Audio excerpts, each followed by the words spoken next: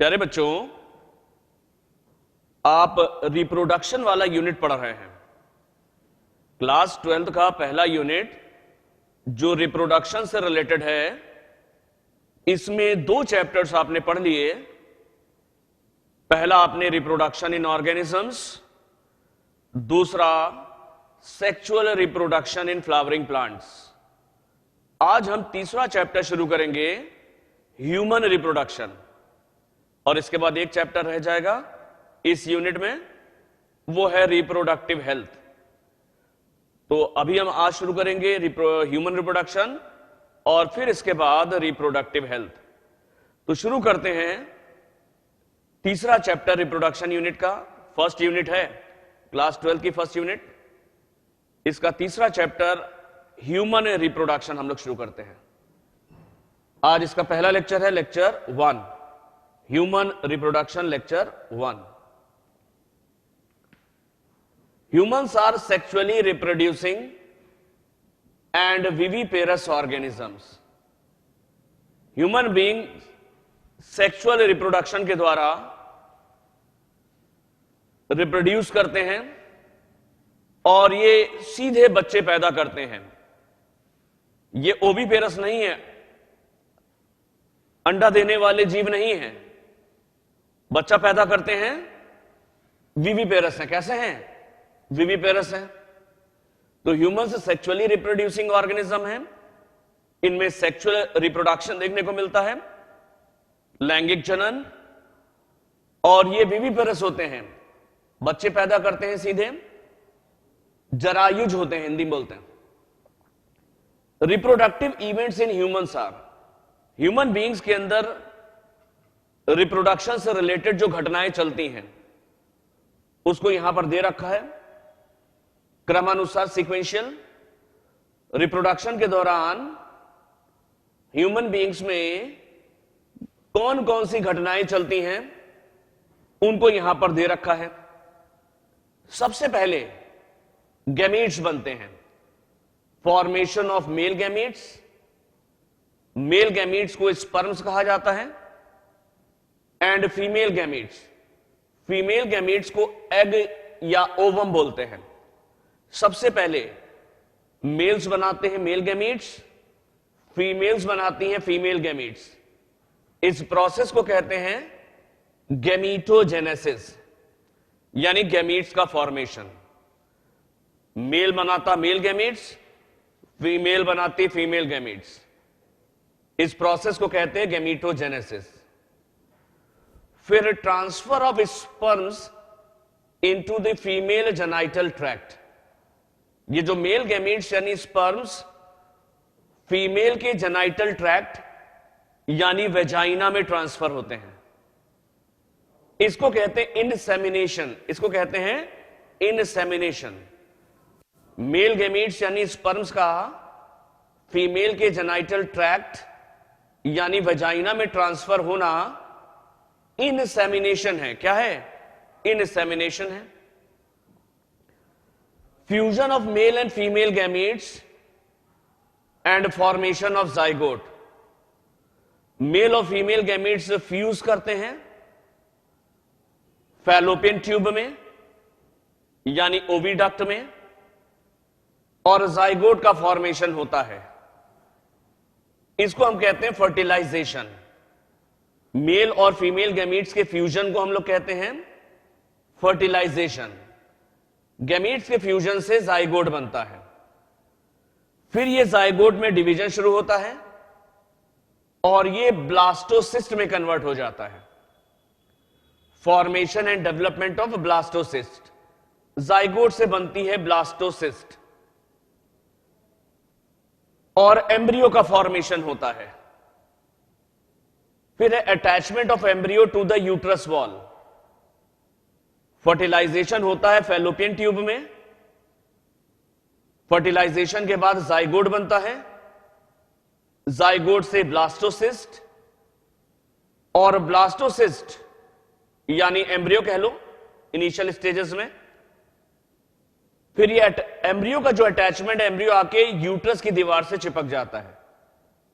Embryo का uterus की दीवार से चिपक जाना इम्प्लांटेशन है। क्या है? इम्प्लांटेशन है। यूट्रस के अंदर एम्ब्रियो का डेवलपमेंट होता है। जितने समय तक डेवलपमेंट होता है वो जेस्टेशन है, जेस्टेशन पीरियड कहलाता है, 9 महीने के आसपास ह्यूमन बीइंग में। और फिर बच्चे का जन्म होता है। बच्चा पूरी तरीके से जब विकसित हो जाता है यूट्रस में, तो डिलीवरी होती, बच्चा फीमेल के शरीर के बाहर आता है। डिलीवरी ऑफ द बेबी को कहते हैं पार्ट्यूरेशन। पार्ट्यूरेशन ये घटनाएं होती हैं, ये रिप्रोडक्शन से रिलेटेड घटनाएं हैं जो हमको ह्यूमन बीइंग में देखने को मिलती हैं। सबसे पहले मेल और फीमेल गैमीट्स का फॉर्मेशन होता है, इसे गैमीटोजेनेसिस कहते हैं।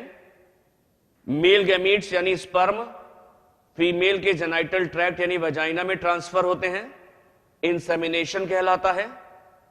मेल और फीमेल गैमीट्स फ्यूज करते हैं फैलोपियन ट्यूब यानी ओविडक्ट में, और जाइगोट का फॉर्मेशन होता है, ये फर्टिलाइजेशन है। जाइगोट में डिवीजन स्टार्ट होते हैं और ब्लास्टोसिस्ट यानी एम्ब्रियो की इनिशियल स्टेजेस बनती हैं। फिर एम्ब्रियो का यूट्रस की दीवार से जाकर के चिपक जाना इम्प्लांटेशन है। यूट्रस के अंदर एम्ब्रियो का डेवलपमेंट होना जेस्टेशन है। और ये गेस्टेशन या जेस्टेशन पीरियड लगभग 9 महीने का है ह्यूमन बीइंग में। और बच्चे का जन्म होना, बच्चा मां के शरीर से बाहर आएगा। Delivery of the baby is parturition. ये क्या है? पार्ट्यूरेशन। तो ये सारी घटनाएं क्रमानुसार होती हैं during sexual reproduction. The above events occur after puberty. ये जो सारी घटनाएं हैं वो प्यूबर्टी के बाद होती हैं, यानी सेक्सुअल मैच्योरिटी के बाद। जब बच्चा वयस्क हो जाता है तब ये सारी घटनाएं होती हैं, यानी एडल्ट स्टेज में होंगी। तो the above events occur after puberty, ये जो सारी घटनाएं हैं वो प्यूबर्टी यानी जो चाइल्डहुड का समय है उसके बाद होती हैं, जब बच्चा वयस्क होने लगता है। कहता है there are differences between the reproductive events in male and female. Reproduction से संबंधित जो भी घटनाएं हमने ऊपर बताई हैं, इनमें कुछ फर्क देखने को मिलता है मेल्स में और फीमेल्स में। तो मेल्स और फीमेल्स में जो रिप्रोडक्टिव इवेंट्स होते हैं उनमें फर्क यानी डिफरेंसेस देखने को मिलते हैं। मेल्स में जो घटनाएं होती हैं वो फीमेल से फर्क होती हैं। ये तो कॉमन घटनाएं हो गई। इनमें से कुछ हमको ऊपर वाली तो मेल्स में और फीमेल्स में दोनों में देखने को मिल रही हैं, बाकी नीचे वाली फीमेल्स के अंदर चलती हैं। तो जो सेक्सुअल रिप्रोडक्शन से रिलेटेड इवेंट्स होते हैं, जो रिप्रोडक्टिव इवेंट्स हैं, मेल और फीमेल में फर्क होते हैं, डिफरेंसेस उनमें देखने को मिलते हैं। जैसे यहां पर दे रखा है, देखो, sperm formation continues even in old man.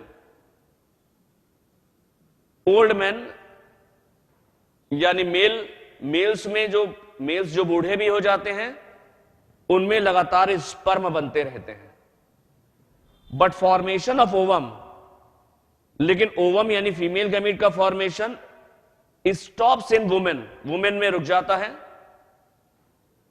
Main में यानी मेल ह्यूमन बीइंग में स्पर्म का फॉर्मेशन ताउम्र चलता है, जिंदगी भर चल रहा है। लेकिन एग यानी ओवम का फॉर्मेशन फीमेल्स में यानी वुमेन में रुक जाता है लगभग 50 इयर्स के आसपास। तो 50 साल की जो फीमेल्स होती हैं उनमें गैमीट्स का फॉर्मेशन यानी ओवम या एग का फॉर्मेशन रुक जाता है। इस स्टेज को मीनोपॉज कहते हैं। इसको क्या बोलते हैं? इस स्टेज को मीनोपॉज कहते हैं। तो रिप्रोडक्टिव इवेंट्स मेल और फीमेल में भिन्न भिन्न हो रहे हैं, उनमें डिफरेंसेस देखने को मिलते हैं। स्पर्म फॉर्मेशन ओल्ड मैन में देखने को मिलता है, लेकिन एग या ओवम का फॉर्मेशन ओल्ड वुमेन में देखने को नहीं मिलता। जिसकी उम्र लगभग 50 साल के आसपास है। फीमेल्स में फीमेल गैमीट का फॉर्मेशन 50 साल की एज के आसपास रुक जाता है, जबकि मेल्स जो होते हैं मेल गैमीट बनाते रहते हैं। फीमेल्स में जो रुक जाता है फीमेल गैमीट का फॉर्मेशन, इसको मीनोपॉज कहते हैं। तो ये ध्यान रखना, ये सारी घटनाएं। नेक्स्ट हम लोग देखते हैं। सबसे पहले हम लोग पढ़ेंगे मेल रिप्रोडक्टिव सिस्टम के बारे में, मेल रिप्रोडक्टिव सिस्टम, और इसके बाद हम लोग पढ़ेंगे female reproductive system. Mail reproductive system में क्या क्या आता है? मेल रिप्रोडक्टिव सिस्टम में टेस्टीज आते हैं, वृषण हिंदी में बोलते हैं। टेस्टीज के साथ साथ एसेसरी डक्ट्स और ग्लैंड्स आती हैं, और आते हैं इसमें एक्सटर्नल जेनिटेलिया, वाहे जननांग, वाहे जननांग आते हैं। तो मेल्स में क्या क्या आते हैं? मेल्स में आती हैं एक जोड़ा टेस्टीज, साथ में कुछ सहायक, सहायक मतलब एसेसरी डक्ट्स और ग्लैंड्स आते हैं। एक्सटर्नल जेनिटेलिया आते हैं, वाहे जननांग आते हैं, वाहे जननांग भी आते हैं। तो मेल के अंदर जो टेस्टीज है ये मेन रिप्रोडक्टिव ऑर्गन है, इसी के अंदर बनते हैं मेल गैमीट्स। जो हेल्प करती हैं इसमें, जो डक्ट्स और ग्लैंड्स इसमें हेल्प करती हैं, उनको बोलते हैं एसेसरी। जो जननांग है एक्सटर्नल जेनिटेलिया कहलाते हैं, वाहे जननांग। अब टेस्टीज की बात अगर करते हैं, testes are situated outside the abdominal cavity. Testes जो होती हैं शरीर के बाहर रहती हैं, एब्डोमेन के बाहर रहती हैं। एक पाउच के अंदर रहती हैं दोनों टेस्टीज, उस पाउच को स्क्रोटम कहते हैं। पाउच को क्या बोलते हैं? स्क्रोटम। जो टेस्टीज हैं ये प्राइमरी सेक्स ऑर्गन है, ये एब्डोमिनल कैविटी में नहीं रहती, उसके बाहर रहती हैं, एक पाउच के अंदर रहती है। उस पाउच को क्या बोलते हैं? उस पाउच को स्क्रोटम बोलते हैं। एब्डोमेन के बाहर रहने से या स्क्रोटम में रहने से क्या फायदा मिलता है? Scrotum helps in maintaining the low temperature of testes, ताकि टेस्टीज का टेम्परेचर कम रहे। इसी वजह से टेस्टीज जो होती हैं वो एब्डोमेन में ना रह करके, क्योंकि वहां पे टेम्परेचर ज्यादा है, टेस्टीज के अंदर स्पर्म के डेवलपमेंट के लिए, टेस्टीज के अंदर ही तो मेल गैमीट बनेंगे यानी स्पर्म्स, उनके डेवलपमेंट के लिए थोड़ा कम टेम्परेचर चाहिए। इसी वजह से टेस्टीज एब्डोमेन में ना रह करके ये बाहर आ जाती हैं स्क्रोटम में, जहां पे टेम्परेचर कितना रहता है?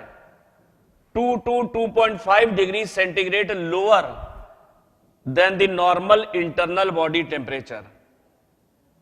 एब्डोमेन के अंदर या शरीर के अंदर जितना भी टेम्परेचर है उससे 2 से 2.5 डिग्री सेंटीग्रेड कम होता है टेस्टीज का टेम्परेचर। और low temperature is necessary for spermatogenesis. Sperm के फॉर्मेशन के लिए लो टेम्परेचर का होना जरूरी है। स्पर्म के फॉर्मेशन के लिए लो टेम्परेचर का होना जरूरी है। इसी वजह से टेस्टिस एब्डोमेन में ना होकर के ये बाहर स्क्रोटम में आ जाती हैं, जहां पे टेम्परेचर शरीर से लगभग 2 से 2.5 डिग्री सेंटीग्रेड कम होता है। और कम टेम्परेचर स्पर्म के फॉर्मेशन के लिए यानी स्पर्मेटोजेनेसिस के लिए जरूरी होता है। हर एक टेस्टिस कैसी दिखती है? ओवल है, अंडाकार होती है। Each testis is oval in shape. हर एक टेस्टिस अंडाकार होती है। लगभग लंबाई जो होती है इसकी 4 से 5 सेंटीमीटर होती है। एंड विड्थ यानी चौड़ाई 2 से 3 सेंटीमीटर है। हर एक टेस्टिस अंडाकार होती है, लंबाई 4 से 5 सेंटीमीटर और चौड़ाई 2 से 3 सेंटीमीटर होती है। हर एक टेस्टिस के चारों तरफ एक कवरिंग होती है। हर एक टेस्टिस के चारों तरफ एक आवरण होता है, कवरिंग होती है, डेंस कवरिंग होती है। इसको ट्यूनिका कहते हैं। तो हर एक टेस्टिस के चारों तरफ एक कवरिंग है, आवरण है, इसको हम लोग ट्यूनिका कहते हैं। इसमें 3 लेयर्स होती हैं। बाहर से अगर चलते हैं तो ट्यूनिका वेजिनालिस, ट्यूनिका वेस्क्यूलोसा और ट्यूनिका एल्ब्यूजिनिया। तो हर एक टेस्टिस के चारों तरफ एक कवरिंग होती है जिनमें 3 लेयर्स होती हैं, ट्यूनिका वेजिनालिस, ट्यूनिका वेस्क्यूलोसा और ट्यूनिका एल्ब्यूजिनिया। ये 3 लेयर्स होती हैं। तो ये ध्यान रखना, मेल रिप्रोडक्टिव सिस्टम में टेस्टिस आती हैं। टेस्टिस प्राइमरी सेक्स ऑर्गन्स हैं। इनके साथ साथ कुछ सहायक यानी एसेसरी डक्ट्स और ग्लैंड्स होती हैं। और मेल रिप्रोडक्टिव सिस्टम में एक्सटर्नल जेनिटेलिया रहते हैं। पेनिस वगैरह हम बताएंगे आगे। एक्सटर्नल जेनिटेलिया यानी बाह्य जननांग। टेस्टिस कहां सिचुएटेड हैं? ये हमारे पेट में नहीं होती, पेट के बाहर होती हैं। एब्डोमिनल कैविटी के बाहर एक पाउच में होती है, उस पाउच को स्क्रोटम कहते हैं। एब्डोमिनल कैविटी के बाहर पाउच में होने से फायदा होता है, लगभग 2 से 2.5 डिग्री सेंटीग्रेड टेम्परेचर शरीर के टेम्परेचर से कम होता है। और स्पर्मेटोजेनेसिस यानी स्पर्म के फॉर्मेशन के लिए कम टेम्परेचर का होना जरूरी है। टेस्टिस ओवल यानी अंडाकार होती है, लंबाई 4 से 5 सेंटीमीटर है और चौड़ाई 2 से 3 सेंटीमीटर होती है। एक कवरिंग पाई जाती है जिसको हम ट्यूनिका कहते हैं। ट्यूनिका में 3 लेयर्स होती हैं। ट्यूनिका वेजिनालिस बाहर होती है और टेस्टिस से चिपकी रहती है दोनों लेयर्स, ट्यूनिका एल्ब्यूजिनिया और फिर ट्यूनिका वेस्क्यूलोसा। यह ध्यान रखना। नेक्स्ट हम लोग देखते हैं, ये देखो टेस्टिस है। कैसी है? ये ओवल है, ये ओवल टेस्टिस है, ध्यान रखना। एक जोड़ा टेस्टिस होती है ये।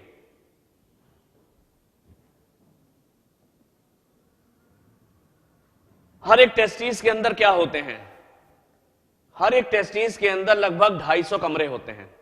अगर ये टेस्टिस है, इसको अगर लंबाई में काटा जाए, लॉन्गिट्यूडनल सेक्शन किया जाए, तो हर एक टेस्टिस के अंदर हमको 250 कमरे दिखाई पड़ते हैं। इनको हम कहते हैं टेस्टिक्यूलर लॉब्यूल्स।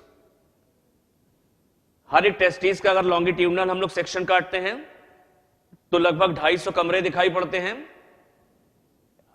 इन कमरों को बोलते हैं टेस्टिक्यूलर लॉब्यूल्स। हर एक टेस्टिक्यूलर लॉब्यूल के अंदर 1 से 3, ध्यान रखना, 1 से 3 होते हैं काफी घूमे हुए सेमेनिफेरस टिब्यूल। सेमेनिफेरस टिब्यूल्स पाए जाते हैं हर एक टेस्टिकुलर लॉब्यूल के अंदर, जिनके अंदर स्पर्म्स का फॉर्मेशन होता है। तो यह ध्यान रखना, हर एक टेस्टिस के अंदर कितने कमरे दिखाई पड़ रहे हैं? हर एक टेस्टिस के अंदर लगभग 250 कमरे हैं। इन कमरों को हम लोग कहते हैं टेस्टिक्यूलर लॉब्यूल्स। हर एक टेस्टिक्यूलर लॉब्यूल्स के अंदर 1 से 3 काफी मुड़े हुए, काफी क्वाइल्ड सेमिनिफेरस टिब्यूल्स पाए जाते हैं। और इन्हीं सेमिनिफेरस टिब्यूल्स के अंदर बनते हैं स्पर्म्स। इन्हीं सेमिनिफेरस टिब्यूल्स के अंदर बनते हैं स्पर्म्स बनते हैं। तो यह ध्यान रखना। अभी हम तुमको डायग्राम की मदद से सारी चीजें यहां पर समझाते हैं, ठीक है? और कई चीजें इंपॉर्टेंट तुमको बताते हैं। तो ये टेस्टिस का लॉन्गिट्यूडनल सेक्शन है। जब टेस्टिस का लॉन्गिट्यूडनल सेक्शन काटा जाता है तो उसके अंदर हमको कितने कमरे दिखाई पड़ते हैं? लगभग 250 कमरे दिखाई पड़ते हैं। इनको बोलते हैं टेस्टिक्यूलर लॉब्यूल्स। ये देखो जरा, ये लॉन्गिट्यूडनल सेक्शन है टेस्टिस का। ये टेस्टिस है। इसके अंदर जो कमरे दिखाई पड़ रहे हैं,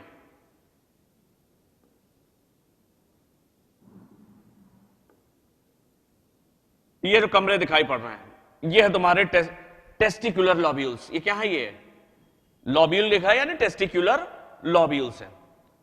ये टेस्टिक्यूलर लॉब्यूल्स। टेस्टिक्यूलर लॉब्यूल्स। हर एक टेस्टिक्यूलर लॉब्यूल्स के अंदर तुमको दिखाई पड़ रहे हैं 1 से 3 काफी घूमे हुए, अंदर दिखना काफी घूमे हुए तुमको क्या दिख रहे हैं? Seminiferous tubules. 1 से 3 हाईली क्वाइल्ड दिखाई पड़ रहे हैं सेमिनिफेरस टिब्यूल। तो हर एक टेस्टिस के अंदर तुमको दिखते हैं लगभग 250 टेस्टिक्यूलर लॉब्यूल्स, और हर एक टेस्टिक्यूलर लॉब्यूल के अंदर 1 से 3 दिखाई पड़ते हैं हाईली क्वाइल्ड सेमिनिफेरस टिब्यूल। इन्हीं सेमिनिफेरस टिब्यूल के अंदर स्पर्म का फॉर्मेशन होता है, यानी स्पर्मेटोजेनेसिस होती है। इसी के अंदर स्पर्म का फॉर्मेशन होता है, यानी स्पर्मेटोजेनेसिस होती है। तो यह ध्यान रखना। तो हर एक टेस्टिस के अंदर 250 टेस्टिकुलर लॉब्यूल, हर एक टेस्टिकुलर लॉब्यूल के अंदर 1 से 3 सेमिनिफेरस टिब्यूल। सेमिनिफेरस टिब्यूल के अंदर स्पर्म बनते हैं, जिस प्रोसेस से बनते हैं उसको स्पर्मेटोजेनेसिस कहते हैं। अब इतना देखो, बाकी चीजें अभी दिखाते हैं दोबारा। इतना पहले देखो, तो each testis has about 250 compartments called testicular lobules. Each lobule contains 1 to 3 highly coiled seminiferous tubules in which sperms are produced. Clear? Each seminiferous tubule is lined on its inside by 2 types of cells called male germ cells or spermatogonia and Sertoli cell. हर एक seminiferous tubule के अंदर हम लोग देखेंगे उसकी दीवार वो lined किससे है? उसकी दीवार में 2 तरह की सेल्स पाई जाती हैं। एक कहलाती है मेल जर्म सेल्स यानी स्पर्मेटोगोनिया, और दूसरी कहलाती हैं सरटोली सेल। दूसरी क्या कहलाती हैं? सरटोली सेल्स कहलाती हैं। फिर से आ जाओ इधर, डायग्राम समझो। ये जो टेस्टिक्यूलर लॉब्यूल्स हैं, ये तो दिख रहे हैं अंदर। हर एक टेस्टिकुलर लॉब्यूल के अंदर कितने सेमिनिफेरस टिब्यूल हैं? 1 से 3 होते हैं। अगर इन सेमिनिफेरस टिब्यूल का हम लोग सेक्शन काटते हैं, इसके अंदर क्या है? हर एक सेमिनिफेरस टिब्यूल के अंदर क्या दिखाई पड़ता है? तो इसको हम लोग अंदर देखते हैं, इसका सेक्शन काट करके देखते हैं कि एक सेमिनिफेरस टिब्यूल के अंदर हमको क्या दिखता है। एक सेमिनिफेरस टिब्यूल की जो बाउंड्री है वो लाइंड है सेल से। ये वाला डायग्राम देखो जरा, ये है एनसीईआरटी का डायग्राम है। ये है सेमिनिफेरस टिब्यूल, सेक्शन काटा गया सेमिनिफेरस टिब्यूल के थ्रू। तो इसमें तुमको सेमिनिफेरस टिब्यूल्स दिखाई पड़ रहे हैं। ये सेमिनिफेरस टिब्यूल एक है, उसका सेक्शन है। एक ये दिख रहा है, ये इधर है सेमिनिफेरस टिब्यूल, ये है। तो इसमें बहुत सारे सेमिनिफेरस टिब्यूल दिख रहे हैं। ये सब सेमिनिफेरस टिब्यूल के अंदर है। इन सेमिनिफेरस टिब्यूल में जो इसकी बाउंड्री है, इसमें 2 प्रकार की सेल्स होती हैं। इसकी बाउंड्री में 2 प्रकार की सेल्स होती हैं। इसको और अच्छा से हम दिखाते हैं दूसरे डायग्राम में। ये एनसीईआरटी का डायग्राम है, ध्यान रखना। जब सेमिनिफेरस टिब्यूल का हम लोग सेक्शन काटते हैं, ये एक सेमिनिफेरस टिब्यूल है। इस सेमिनिफेरस टिब्यूल की बाउंड्री में हमको 2 तरह की सेल्स दिखाई पड़ती हैं। ये लाइंड रहती है जिन सेल्स से, उनमें जिस लेयर से, उसमें 2 तरह की सेल्स होती हैं। अभी हमें दूसरे डायग्राम से तुम्हें और अच्छा से दिखाते हैं। ये देखो, ये एक सेमिनिफेरस टिब्यूल है, ये दूसरा है, ये तीसरा। तो एक लॉब्यूल के अंदर 1 से 3, यहां पर 3 बने हैं, 1 2 3 सेमिनिफेरस टिब्यूल। सेमिनिफेरस टिब्यूल की जो बाउंड्री है वो लाइंड रहती है जिस लेयर से, उस लेयर के अंदर जो होते हैं 2 तरह की सेल्स होती हैं। एक तो कहलाती हैं स्पर्मेटोगोनियम, एक कहलाती है स्पर्मेटोगोनियम या स्पर्मेटोगोनिया, और बीच बीच में ये स्पर्मेटोगोनिया है। क्या ये स्पर्मेटोगोनिया है। यही आगे चल करके स्पर्म का फॉर्मेशन करेगी। इसमें मियोसिस होगी और मियोसिस से स्पर्म बनेंगे।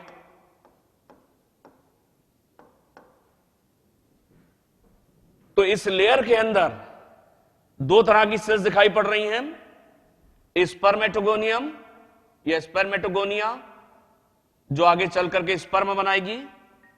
प्रोसेस कहलाती है स्पर्मेटोजेनेसिस। स्पर्मेटोजेनेसिस।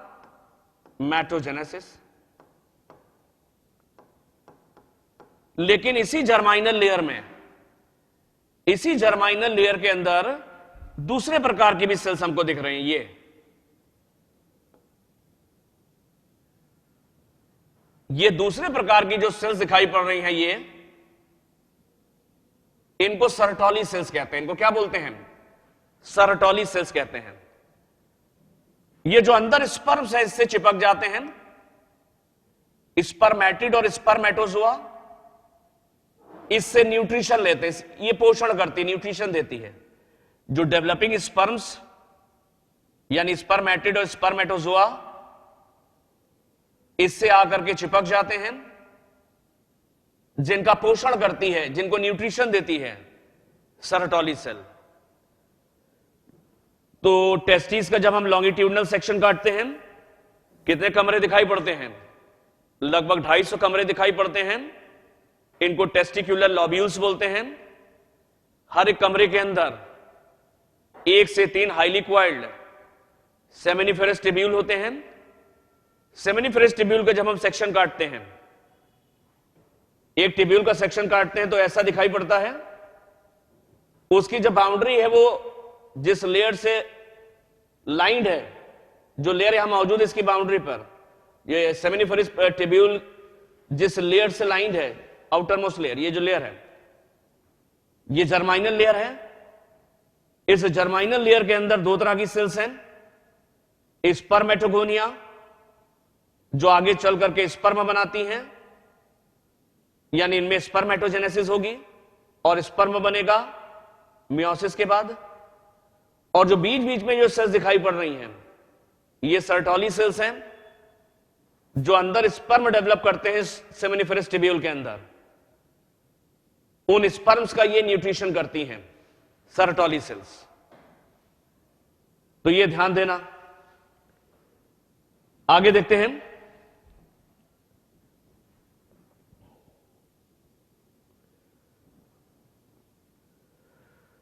तो each seminiferous tubule is lined on its inside by 2 types of cells.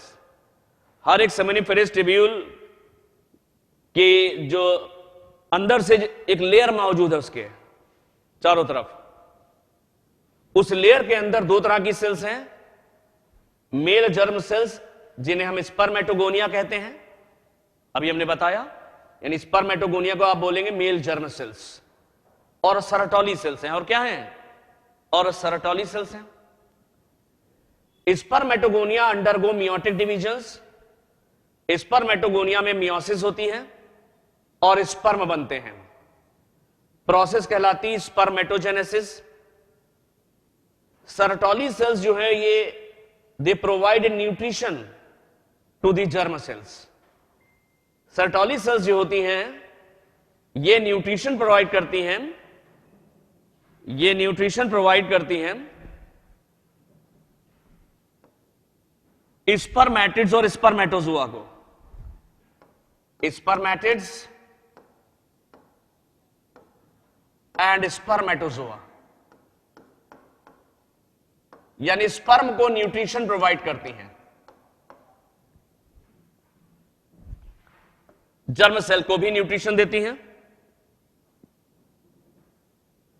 तो sertoli cell they provide nutrition to the germ cells, spermatids और स्पर्मेटोजोआ को न्यूट्रिशन देती है। अब देखो ये तो सेमिनिफेरस टिब्यूल के अंदर की बात हो गई।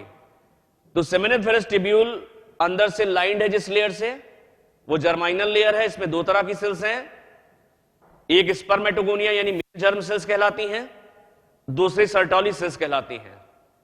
मेल जर्म सेल्स जो होती हैं वो मियोसिस से स्पर्म बनाती हैं यानी मेल गैमीट्स, प्रोसेस कहलाती है स्पर्मेटोजेनेसिस। जो सर्टोली सेल्स हैं वो न्यूट्रिशन के लिए होती हैं। वो क्या के लिए होती हैं? न्यूट्रिशन देती हैं। अब सेमिनिफेरस टिब्यूल के बाहर आ जाते हैं। कहता है outside the seminiferous tubule interstitial spaces are present. दो सेमिनिफेरस टिब्यूल के बीच में कुछ स्थान पाए जाते हैं। दो सेमिनिफेरस टिब्यूल के बीच में स्पेसेस होते हैं जिनको हम लोग कहते हैं interstitial spaces, that contains small blood vessels. इनके अंदर छोटी छोटी ब्लड वेसल्स होती हैं एंड इंटरस्टिशियल सेल्स पाई जाती हैं। ब्लड वेसल्स के साथ साथ इनके अंदर कुछ विशेष प्रकार की कोशिकाएं होती हैं जिनको इंटरस्टिशियल सेल्स या लीडिक सेल्स कहते हैं, या बोलते हैं लीडिक सेल्स कहते हैं। तो सेमिनिफेरस टिब्यूल के बीच में जो स्पेस है उस स्पेस को हम लोग कहते हैं इंटरस्टिशियल स्पेस।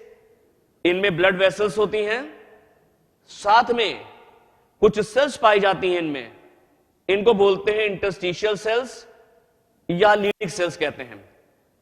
इंटरस्टिशियल सेल्स कहते हैं या लीडिक सेल्स कहते हैं। जरा देखो डायग्राम में दिखाते हैं। पहले एनसीईआरटी का डायग्राम देख लूं, ये वाला। ये तो सेमिनिफेरस टिब्यूल है, ये दूसरा सेमिनिफेरस टिब्यूल है।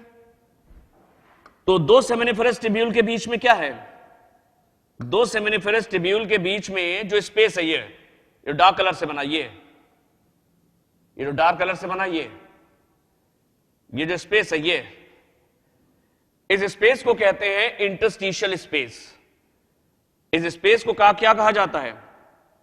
Interstitial space. Interstitial space. इस इंटरस्टिशियल स्पेस में, यह है इंटरस्टिशियल स्पेस, इसमें ब्लड वेसल्स होती हैं, साथ में कुछ सेल्स पाई जाती हैं, उनको बोलते हैं इंटरस्टिशियल सेल्स। इनके अंदर कुछ ब्लड वेसल्स होती हैं और कुछ विशेष प्रकार की सेल्स हैं। इन विशेष प्रकार की सेल्स को हम लोग कहते हैं इंटरस्टिशियल सेल्स और लीडिक सेल्स, और इनको लीडिक सेल्स कहते हैं। ये लीडिक सेल्स मेल हार्मोन्स यानी एंड्रोजेंस को सिक्रीट करती हैं।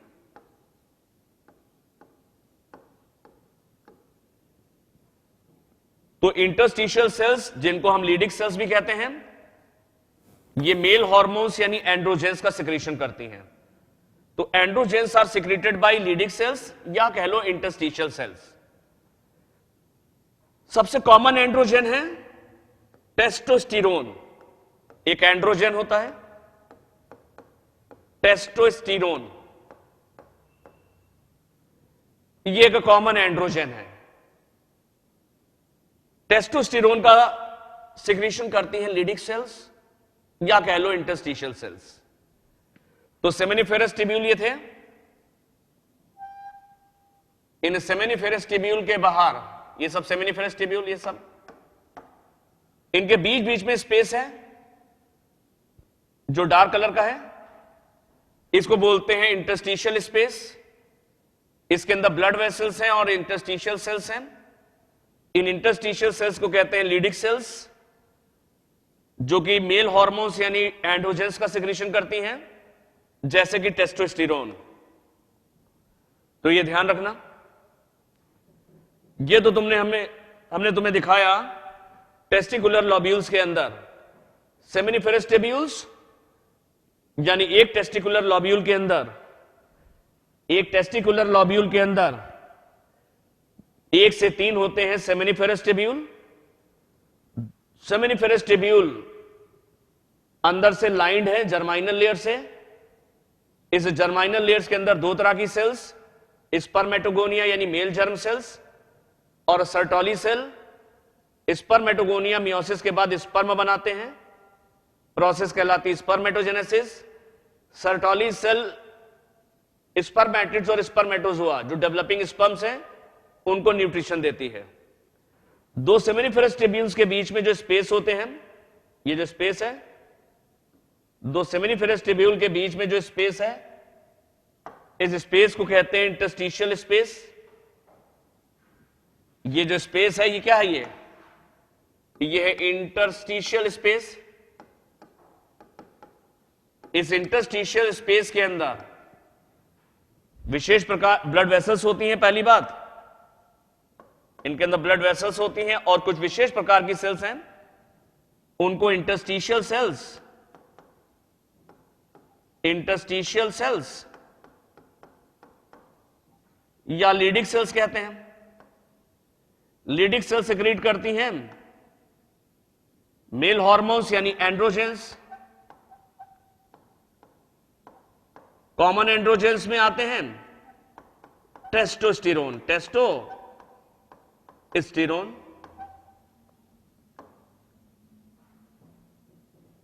ठीक है। आगे देखते हैं।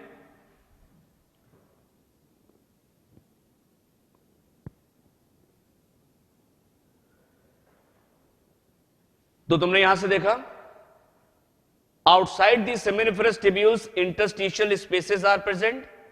दो सेमिनिफेरस टिब्यूल के बीच में इंटरस्टिशियल स्पेसेस हैं that contain small blood vessels, जिनमें छोटी छोटी ब्लड वेसल्स हैं, एंड इंटरस्टिशियल सेल्स और लीडिक सेल्स। इनमें जो सेल्स हैं उनको बोलते हैं इंटरस्टिशियल सेल्स या लीडिक सेल्स बोलते हैं। Leydig cells synthesize and secrete hormones. Leydig cells synthesize करती हैं, बनाती हैं और स्रावित करती हैं, सिक्रीट करती हैं हार्मोन्स, जिनको हम एंड्रोजेंस कहते हैं। कॉमन एंड्रोजेंस यानी मेल हार्मोन्स कहलाते हैं, और सबसे कॉमन उसमें एंड्रोजेंस में टेस्टोस्टेरोन है। क्या है? टेस्टोस्टेरोन। ये तो प्राइमरी सेक्स ऑर्गन यानी टेस्टिस की बात कर रहे थे। टेस्टिस होती है, एक जोड़ा टेस्टिस होती है, स्क्रोटम के अंदर होती है। एब्डोमेन के बाहर होने से टेम्परेचर कम रहता है, 2 से 2.5 डिग्री सेंटीग्रेड, जिसकी वजह से स्पर्म का डेवलपमेंट ठीक से होता है, क्योंकि स्पर्म के डेवलपमेंट के लिए लो टेम्परेचर चाहिए। ठीक, हर एक टेस्टिस के जब आप सेक्शन काटते हैं तो उसके अंदर लगभग 250 टेस्टिकुलर लॉब्यूल्स होते हैं। एक टेस्टिकुलर लॉब्यूल के अंदर 1 से 3 हाईली क्वाइल्ड सेमिनिफेरस टिब्यूल होते हैं। हर एक सेमिनिफेरस टिब्यूल के अंदर से एक लेयर से लाइंड होते हैं। जर्माइनल लेयर के अंदर 2 तरह की सेल्स होती हैं, इसमें स्पर्मेटोगोनिया यानी मेल जर्म सेल्स जो स्पर्म बनाती हैं, और बीच बीच में सर्टोली सेल्स होती हैं जो स्पर्म का न्यूट्रिशन करती हैं।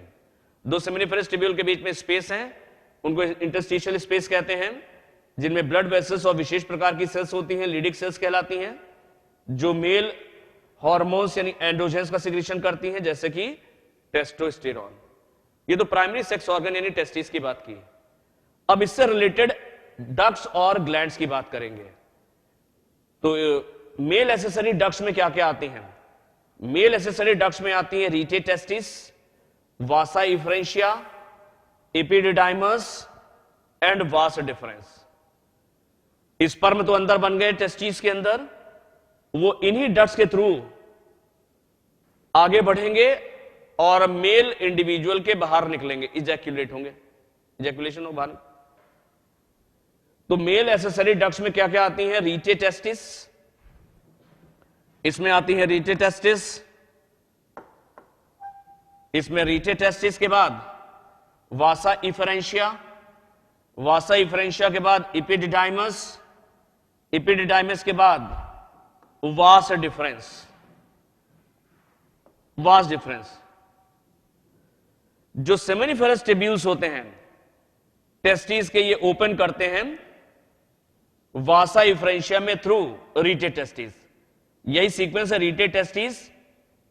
जो सेमिनिफेरस टिब्यूल है पहले रीटे टेस्टिस में खुलते हैं, रीटे टेस्टिस खुलती है, रीटे टेस्टिस कंटिन्यू करती है किसमें? वासा इफ्रेंशिया में, वासा इफ्रेंशिया कंटिन्यू करती है एपिडिडाइमस में, और एपिडिडाइमस कंटिन्यू करता है वास डिफरेंस में। ये अभी हम सीक्वेंस बताते हैं, एक बार दिखा देते तुम्हें। तो अभी हम लोग पढ़ रहे हैं मेल एसेसरी डक्ट्स। टेस्टिस के बारे में थोड़ा हमने जान लिया, अब हम लोग पढ़ते हैं मेल एसेसरी डक्ट्स।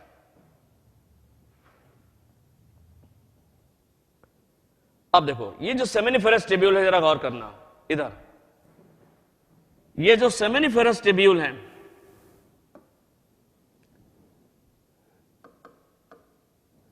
ये सेमिनिफेरस ट्यूब्यूल हाईली क्वाइल्ड है। कैसे है? तो तुम इसको देखना, सिर्फ इसको जरा सा हाईलाइट कर दीजिए, जरा इतना पोर्शन जरा सा बड़ा कर दीजिए।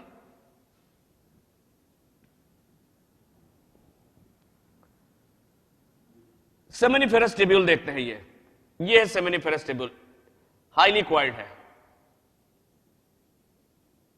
Highly coiled seminiferous tubule.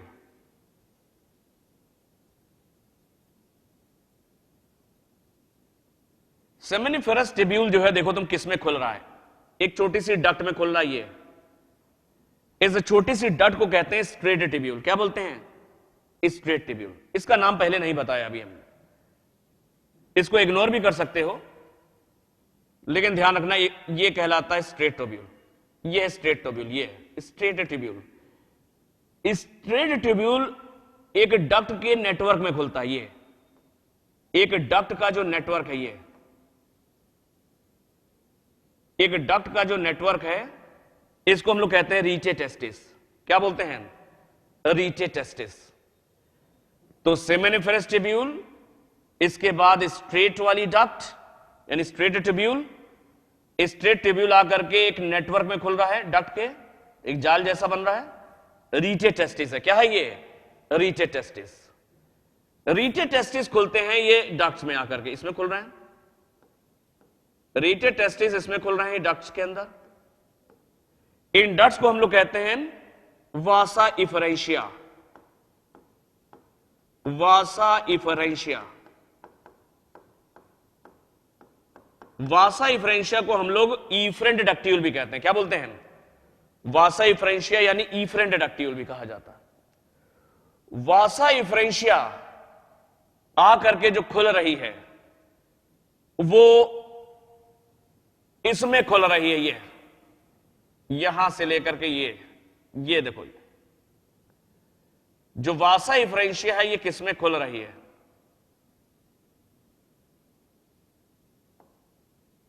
ये जो वासा इफरेंशिया है, ये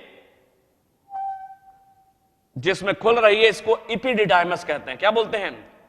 इसको कहते हैं एपिडिडाइमस। ये एपिडिडाइमस है। एपिडिडाइमस का ये हेड वाला पार्ट है, शुरुआत का पार्ट है। इसको बोलते हैं कैपट। कैपट, एपिडिडाइमस, ये सब आगे बताएंगे। ये एपिडिडाइमस है। ये क्या है? ये कैपट होता है, कॉर्पस होता है, कॉडा होता है। एपिडिडाइमस के 3 पार्ट होते हैं। तो फिर से देखो, सेमिनिफेरस ट्यूब्यूल, इधर देखना, इसमें खुला, ये क्या है? ये है स्ट्रेट ट्यूब्यूल। इसमें खुला ये सीधा वाला ट्यूब्यूल। स्ट्रेट ट्यूब्यूल एक डक्ट्यूल के नेटवर्क में खुल रहा है, इसे रीटे टेस्टिस बोलते हैं। क्या बोलते हैं? रीटे टेस्टिस। रीटे टेस्टिस आकर के खुल रहे हैं इसमें। ये रीटे टेस्टिस किसमें खुल रहा है? इसमें। इनको कहते हैं वासा इफरेंशिया यानी ईफ्रेंट डक्ट्यूल भी कहते हैं। और ईफ्रेंट डक्ट्यूल ये खुल रहे हैं एपिडिडाइमस में। ये है एपिडिडाइमस। इसके 3 पार्ट होते हैं, हम बताएंगे आगे। और एपिडिडाइमस आकर के खुल रहा है किसमें? एपिडिडाइमस आकर के ओपन कर रहा है, ये एपिडिडाइमस हो गया। एपिडिडाइमस खुलता है तुम्हारा वास डिफरेंस में, वास डिफरेंस। तो सीक्वेंस क्या हो गया, जरा फिर से देखना। सेमिनिफेरस ट्यूब्यूल, सेमिनिफेरस ट्यूब्यूल किसमें खुल रहे हैं? Seminiferous tubule, seminiferous tubule, seminiferous tubule किसमें खुल रहा है?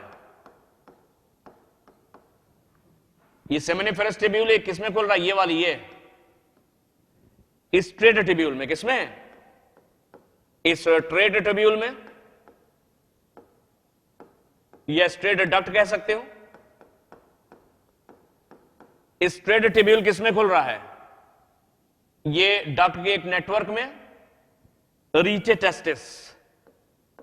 रीचे टेस्टिस में खुल रहा है। रीचे टेस्टिस, रीचे टेस्टिस कहां खुल रहा है? रीचे टेस्टिस जो है ये खुल रहा है, ये रीचे टेस्टिस है, ये खुल रहा है इन डक्ट्स के अंदर। इनको बोलते हैं वासा efferentia. Vasa efferentia, vasa efferentia, vasa इफरेंशिया आकर के किसमें खुल रहे हैं? ये वासा इफरेंशिया आके खुल रहे हैं इपिडिडाइमस में। किसमें? इपिडिडाइमस में वासा इफरेंशिया खुलते हैं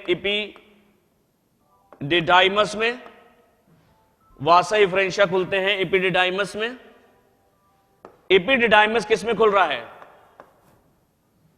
ये इपिडिडाइमस है, यहां से लेकर के यहां तक इसमें 3 पार्ट होते हैं, अभी हम बताते हैं। कैपट, कॉर्पस और कॉडा, 3 पार्ट होते हैं। इपिडिडाइमस आकर के खुल रहा है किसमें? इपिडिडाइमस आकर के खुल रहा है वास डिफरेंस में। इपिडिडाइमस आकर के खुलता है वास डिफरेंस में, वास डिफरेंस। तो ये सीक्वेंस ध्यान रखना, ये सब एसेसरी डक्ट्स हैं। टेस्टिस तो हो गया तुम्हारा प्राइमरी सेक्स ऑर्गन, और उससे रिलेटेड डक्ट्स कौन कौन सी हो गई? उससे रिलेटेड डक्ट्स में स्ट्रेट ट्यूब्यूल, रीटेड टेस्टिस, वासा इफरेंशिया, इपिडिडाइमस और वास डिफरेंस, ये सब मेल एसेसरी डक्ट्स हैं। तो ये ध्यान रखना, एनसीईआरटी ने स्ट्रेट ट्यूब्यूल के बारे में नहीं लिखा, उसने यहां से शुरू कर दिया। तो स्ट्रेट ट्यूब्यूल, स्ट्रेट ट्यूब्यूल के बाद ये स्ट्रेट ट्यूब्यूल हो गया ये, इसके बाद रीटेड टेस्टिस, रीटेड टेस्टिस के बाद वासा इफरेंशिया, वासा इफरेंशिया के बाद इपिडिडाइमस, इपिडिडाइमस के बाद वास डिफरेंस, वास डिफरेंस। तो ये सीक्वेंस ध्यान रखना बेटा, बहुत इंपॉर्टेंट है, आ सकता है सवाल। तो हम लोग देखते हैं। अच्छा, इपिडिडाइमस के 3 पार्ट भी देख लो। इपिडिडाइमस के 3 पार्ट होते हैं। ये है कैपट एपिडिडाइमस, ये कैपट, इसको हेड वाला पार्ट बोलते हैं, हेड। बीच वाला पार्ट है कॉर्पस इपिडिडाइमस, ये बॉडी वाला पार्ट कहलाता है। और लास्ट में है कॉडा इपिडिडाइमस, कॉडा यानी टेल वाला पार्ट। तो ये इपिडिडाइमस के 3 पार्ट, इपिडिडाइमस के 3 पार्ट हैं। ये इपिडिडाइमस है, टेस्टिस के बाहर है, देख रहा। ये है कैपट यानी हेड वाला पार्ट, ये है कॉर्पस यानी बॉडी वाला पार्ट, और ये कॉडा यानी टेल वाला पार्ट। कॉडा जाकर के किसमें खुल रहा है? कॉडा खुल रहा है तुम्हारी वास डिफरेंस के अंदर। किसके अंदर? वास डिफरेंस में। ये वास डिफरेंस है, इसमें खुल रहा है। तो ये तुम ध्यान रखना, इपिडिडाइमस के 3 पार्ट हैं, कैपट, कॉर्पस और कॉडा। कॉडा ओपन कर रहा है जाकर के स्ट्रेट, सीधे ओपन कर रहा है वास डिफरेंस में। किसमें? वास डिफरेंस में ओपन कर रहा है। तो ये सीक्वेंस ध्यान रखना, थोड़ा सा पढ़ लेते हैं। मेल एसेसरी डक्ट्स में हमने तुमको बताया, यहां पर स्ट्रेट ट्यूब्यूल नहीं लिखा है, वहां से शुरू हुई है। उसके बाद रीटेड टेस्टिस, रीटेड टेस्टिस के बाद वासा इफरेंशिया, वासा इफरेंशिया के बाद एपिडिडाइमिस, एपिडिडाइमिस के बाद वास डिफरेंस। सेमिनिफेरस ट्यूब्यूल जो है ओपन करते हैं, सबसे पहले ओपन करते हैं स्ट्रेट ट्यूब्यूल में, जो यहां दे नहीं रखा। तो यहां सबसे पहले स्ट्रेट ट्यूब्यूल के बाद क्या आएगा? रीटेड टेस्टिस। तो सेमिनिफेरस ट्यूब्यूल रीटेड टेस्टिस के जरिए, सबसे पहले रीटेड टेस्टिस में खुलेंगे, उसके जरिए खुलेंगे वासा इफरेंशिया में। किसमें? वासा इफरेंशिया में खुलते हैं। और वासा इफरेंशिया किसमें आ खुल रही है आकर के? वासा इफरेंशिया किसमें कंटिन्यू कर रही है आगे? इपिडिडाइमस। और इपिडिडाइमस आगे वास डिफरेंस, वास डिफरेंस में कंटिन्यू करता है। इपिडिडाइमस कंटिन्यू करता है वास डिफरेंस में। Epididymis opens into vas deferens. Epididymis vas deferens में कंटिन्यू करता है। अब वास डिफरेंस आगे क्या करते हैं, या वासा डिफरेंस भी कहते हैं। Vas deferens move upward, vas deferens ऊपर आती है, ये वास डिफरेंस ऊपर आती है एब्डोमेन में, टू दी एब्डोमेन, एब्डोमेन में आती है, स्क्रोटम से एब्डोमेन में आती है वास डिफरेंस, और यूरिनरी ब्लैडर के चारों तरफ घूमती है, यूरिनरी ब्लैडर के चारों तरफ लूप बनाती है। तो वास डिफरेंस टेस्टिस से बाहर निकलती है थ्रू एपिडिडाइमस, और ये ऊपर आती है एब्डोमेन में और यूरिनरी ब्लैडर के चारों तरफ, and loops over the urinary bladder. ये जो वास डिफरेंस है, ये सेमाइनल वेसिकल से भी एक डक्ट आ रही है, उससे मिल जाती है।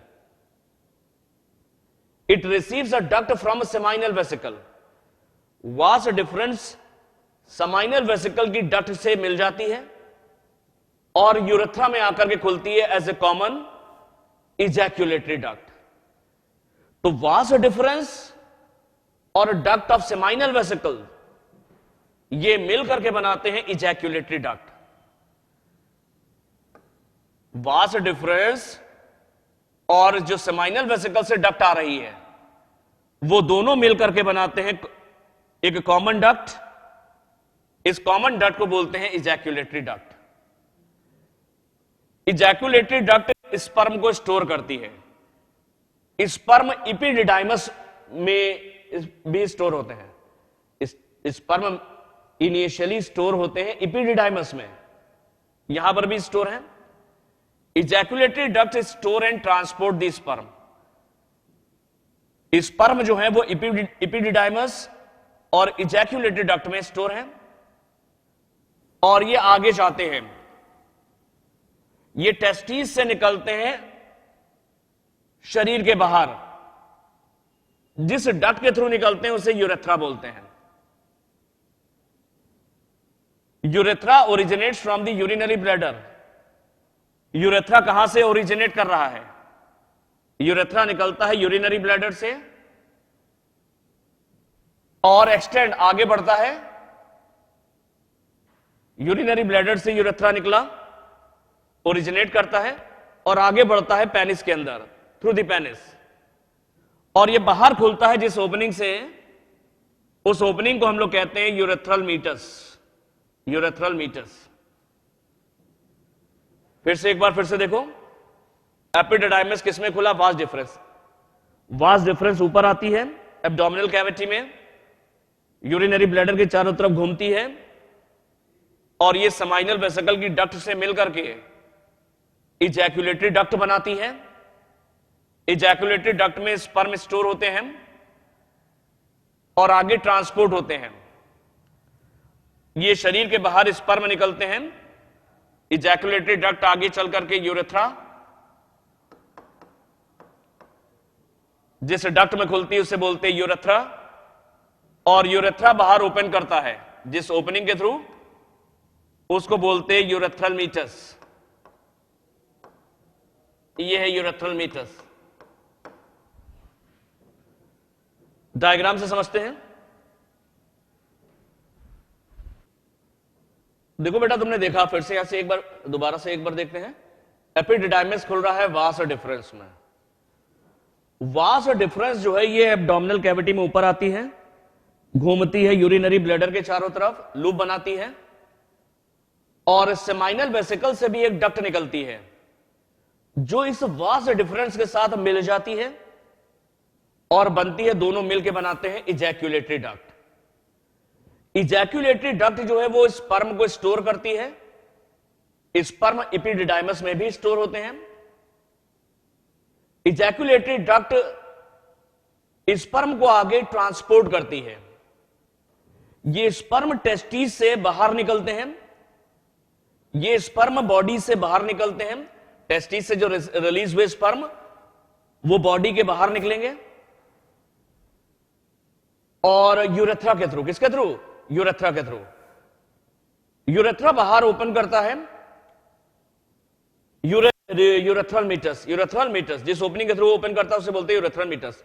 इसको ऐसे देख लो, देखो एपिडिडाइमस है, एपिडिडाइमस है, एपिडिडाइमस, ये आकर के खुला वास डिफरेंस में, वास डिफरेंस, वास डिफरेंस जो डक्ट आ रही है सेमाइनल वेसाइकल से, डक्ट ऑफ सेमाइनल वेसाइकल, यहां से जो डक्ट आ रही है इससे मिल जाती है और बनाती है इजैक्यूलेटरी डक्ट, इजैक्यूलेटरी डक्ट।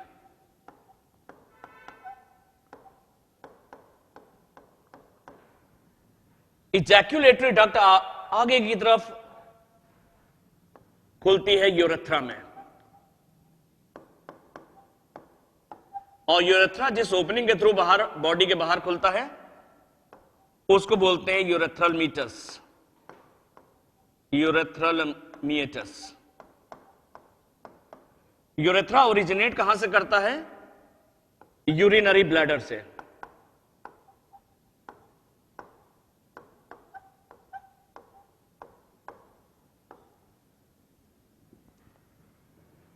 तो ये सीक्वेंस ध्यान रखना, एपिडिडाइमिस के बाद वास डिफरेंस, वास डिफरेंस और डक्ट ऑफ सेमाइनल वेसिकल मिल करके ejaculatory duct, ejaculatory duct open करती है यूरेथ्रा में, यूरेथ्रा की ओरिजिनेट करता है यूरिनरी ब्लैडर से आ रहा है। तो यूरेथ्रा जो है कॉमन है, इधर से मेल गैमीट को ले जा रहा है, इधर से यूरिन आ रहा है, कॉमन यूरिनोजेनाइटल पाथ है, यूरेथ्रा कॉमन है, इधर मेल गैमीट को आ रहे हैं इधर से, और इधर से यूरिन आ रहा है, दोनों के लिए कॉमन पाथवे है, दोनों के लिए कॉमन डक्ट है, और ये यूरेथ्रा बाहर खुल जाती है जिस ओपनिंग से, उसे बोलते हैं यूरेथ्रल मीटस। डायग्राम से देखो बेटा, इसको समझते हैं, इसको डायग्राम से समझने की कोशिश करते हैं। ये देखो साइड व्यू है, ये है टेस्टिस, टेस्टिस जिस पाउच के अंदर उसको बोलते हैं स्क्रोटम, एब्डोमिनल कैविटी के बाहर है, ताकि लो टेम्परेचर 2 से 2.5 डिग्री से टेम्परेचर कम रहे, जो स्पर्म के फॉर्मेशन के लिए जरूरी है, स्पर्मेटोजेनेसिस के लिए। तो टेस्टिस जिस पाउच के अंदर रहती है उस पाउच को बोलते हैं स्क्रोटम, टेस्टिस। ये तुम्हारा एपिडिडाइमस है, ये तुम्हारा जो है एपिडिडाइमस है। एपिडिडाइमस जो है ये वास डिफरेंस में, किसमें ओपन हुआ? Vas deferens. ये है vas deferens. Vas difference urinary bladder के चारों तरफ लूप बना रही है। ये है यूरिनरी ब्लैडर, यूरिनरी ब्लैडर के चारों तरफ घूमती है, लूप बनाती है वास डिफरेंस। इधर ये सेमाइनल वेसिकल है, ये क्या है? ये एक ग्लैंड है, सेमाइनल वेसिकल, ये देखो लिखा है इधर सेमाइनल वेसिकल, ये ग्लैंड है। जो सेमाइनल वेसिकल से डक्ट निकल रही है उसके साथ ये मिल जाती है और बनती है कॉमन इजैक्यूलेटरी डक्ट। ये कॉमन बनती है इजैक्यूलेटरी डक्ट। तो सेमाइनल वेसिकल की डक्ट और वास डिफरेंस मिल करके बनाते हैं ये कॉमन डक्ट, इसको हम बोलते हैं इजैक्यूलेटरी डक्ट। ये है यूरिनरी ब्लैडर जिससे ओरिजिनेट करता है यूरेथ्रा। ये यूरेथ्रा है, यूरेथ्रा ओरिजिनेट करता है यूरिनरी ब्लैडर से और ये इजैक्यूलेटरी डक्ट के साथ मिल गया। देखो इजैक्यूलेटरी डक्ट आकर के यूरेथ्रा में खुल रही है, ये यूरेथ्रा है। तो यूरेथ्रा ओरिजिनेट करता है यूरिनरी ब्लैडर से, इसमें आकर के इजैक्यूलेटरी डक्ट खुलती है। इजैक्यूलेटरी डक्ट वास डिफरेंस और सेमाइनल वेसिकल की डक्ट के मिलने से बनती है और यूरेथ्रा ओरिजिनेट करता है तुम्हारा यूरिनरी ब्लैडर से, यहां से ओरिजिनेट कर रहा है। ये जो यूरेथ्रा है ये देखो ये मूव करता है, कैसा आ रहा है? ये यूरेथ्रा, ये पेनिस है, एक्सटर्नल जेनिटेलिया बाह्य जननांग, ये यूरेथ्रा है। यूरेथ्रा बाहर जिस ओपनिंग से खुलता है उस ओपनिंग को हम लोग कहते हैं यूरेथ्रल मीटस। ये जो ओपनिंग है ये है यूरेथ्रल मीटस, यूरेथ्रल मीएटस, ये ध्यान रखना। ये जो पेनिस है एक्सटर्नल जेनिटेलिया, ये पेनिस है, इसका आगे वाला पार्ट, ये वाला पार्ट, ये कहलाता है glans penis.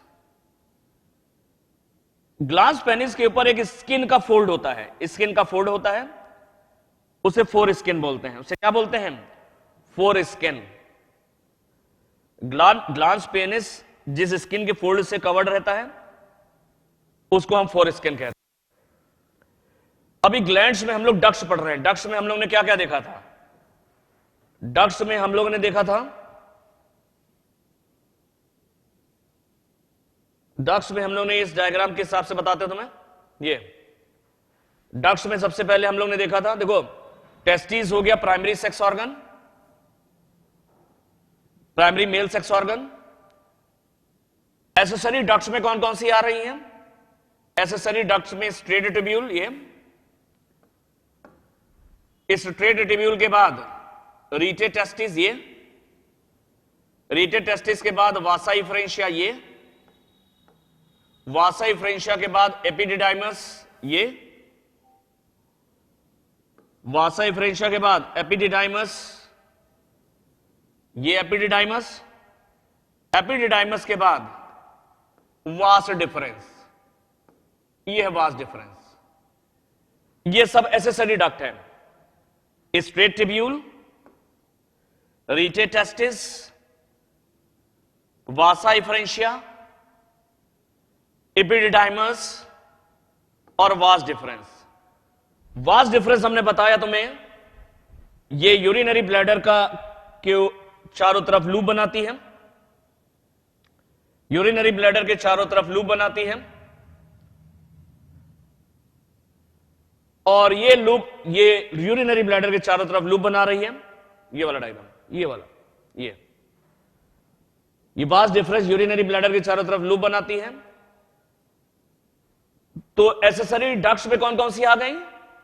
Straight tubule, रीटे testis, vasa efferentia, epididymis और वास डिफरेंस, ये एसेसरी डक्ट्स हो गई। ग्लैंड्स में सेमाइनल वेसिकल और बल्बो यूरेथ्रल ग्लैंड, ये ग्लैंड्स होती हैं, सेमाइनल वेसिकल और बल्बो यूरेथ्रल ग्लैंड्स, ये दो अलग से ग्लैंड्स हैं जो हम लोग मेल रिप्रोडक्टिव सिस्टम में देखेंगे। सेमाइनल वेसिकल की डक्ट और वास डिफरेंस ये आपस में मिल जाते हैं और बनाते हैं इजैक्यूलेटरी डक्ट। क्या बनाते हैं? Ejaculatory duct. यूरेथ्रा से निकलता है, यूरिनरी ब्लैडर से निकलता है यूरेथ्रा, ये इजैक्यूलेटरी डक्ट आकर के यूरेथ्रा में खुलती है, इजैक्यूलेटरी डक्ट आकर के यूरेथ्रा में खुल रही है। ये यूरेथ्रा है जो यूरिनरी ब्लैडर से ओरिजिनेट कर रहा है, और ये यूरेथ्रा बाहर की तरफ आकर के खुल जाता है। जिस ओपनिंग से खुलता है, इस ओपनिंग को हम लोग कहते हैं, इस ओपनिंग को हम लोग कहते हैं यूरेथ्रल मीटस, इसको बोलते हैं यूरेथ्रल मीटस बोलते हैं। ये एक्सटर्नल जेनिटेलिया पेनिस, आगे वाला पार्ट कहलाता है ग्लांस पेनिस, इसके ऊपर स्किन का जो फोल्ड है ये, इसको फोर स्किन कहते हैं या प्रीप्यूस भी कहते हैं। ठीक, ये वाला डायग्राम तुम एक और देख लो, इसमें एक और डायग्राम है, एनसीईआरटी ने ये फ्रंट व्यू दिया है, सामने से व्यू दिया है, अभी हम लोग लेटरल व्यू देख रहे थे। ये देखो वास डिफरेंस है, वास डिफरेंस से देखो फिर से, ये है वास डिफरेंस, ये एपिडिडाइमस से देखो निकल रही है वास डिफरेंस, और यूरिनरी ब्लैडर के चारों तरफ लूप बनाती है। ये है यूरिनरी ब्लैडर, और सेमाइनल वेसिकल की डक्ट के साथ मिलकर के ये बनाती है कॉमन इजैक्यूलेटरी डक्ट, कॉमन बनाती है इजैक्यूलेटरी डक्ट, जो यहां पे सामने से दिखाई नहीं पड़ रही है।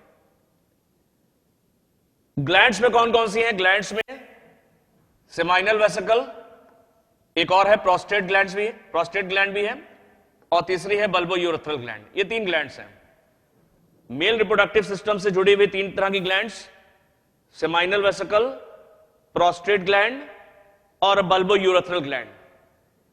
सेमाइनल वेसिकल से जो डक्ट निकलती है वो वास डिफरेंस के साथ मिलकर के इजैक्यूलेटरी डक्ट बनाती है, इजैक्यूलेटरी डक्ट जो होती है वो यूरेथ्रा में आकर के खुलती है, और यूरेथ्रा बाहर जिस ओपनिंग से खुलता है उस ओपनिंग को बोलते हैं यूरेथ्रल मीटस। ये पेनिस है, यूरेथ्रा पूरे पेनिस के अंदर मौजूद है। आगे वाला पार्ट ग्लास पेनिस है, जिस स्किन के फोल्ड से कवर्ड है उसे बोलते हैं फोर स्किन। तो ये तुमने देखा मेल रिप्रोडक्टिव सिस्टम में जो प्राइमरी मेल सेक्स ऑर्गन है वो टेस्टिस है। टेस्टिस से जुड़ी रहती है एसेसरी डक्ट्स और ग्लैंड्स। एसेसरी डक्ट्स में स्ट्रेट टिब्यूल, स्ट्रेट टिब्यूल के बाद रीटे टेस्टिस, रीटे टेस्टिस के बाद वासा इफरेंशिया, वासा इफरेंशिया के बाद इपिडिडाइमस, इपिडिडाइमस के बाद वास डिफरेंस, वास डिफरेंस आकर के सेमाइनल वेसिकल की डक्ट से मिल गई इजैक्यूलेटरी डक्ट जो कि ओपन करती है यूरेथ्रा में, और यूरेथ्रा बाहर खुलता है यूरेथ्रल मीटस के थ्रू। तो एसेसरी डक्ट्स कौन कौन सी हो गई? स्ट्रेट ट्यूब्यूल, रीटे टेस्टिस, वासा इफरेंशिया, इपिडिडाइमिस और वास डिफरेंस, ये एसेसरी डक्ट है। एसेसरी ग्लैंड्स में क्या आता है? मेल रिप्रोडक्टिव सिस्टम की जो एसेसरी ग्लैंड्स हैं वो है सेमाइनल वेसिकल, प्रोस्टेट ग्लैंड और bulbourethral gland. External genitalia बाह्य जननांग में ये है पेनिस। इसके बारे में भी थोड़ा सा मैंने बताया तुम्हें, आगे देख लेते हैं।